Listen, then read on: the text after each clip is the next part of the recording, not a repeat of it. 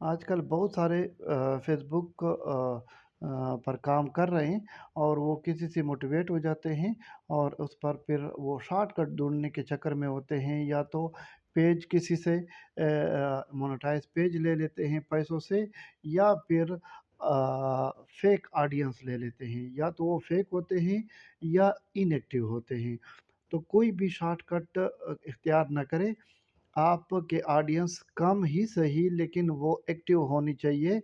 अगर आपके audience active है, तब जाके आपको अर्निंग ज़्यादा होगी और आपकी एंगेजमेंट ज़्यादा होगी।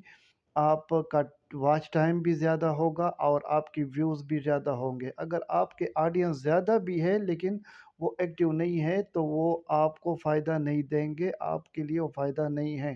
तो शॉर्टकट के चक्करों में ना पड़ें, मेहनत करें और जेन्युइन ऑडियंस, एक्टिव ऑडियंस पर काम करें, वो आपके लिए ज़्यादा बेस्ट है। शॉर्टकट कोई नहीं है इस चीज़ का।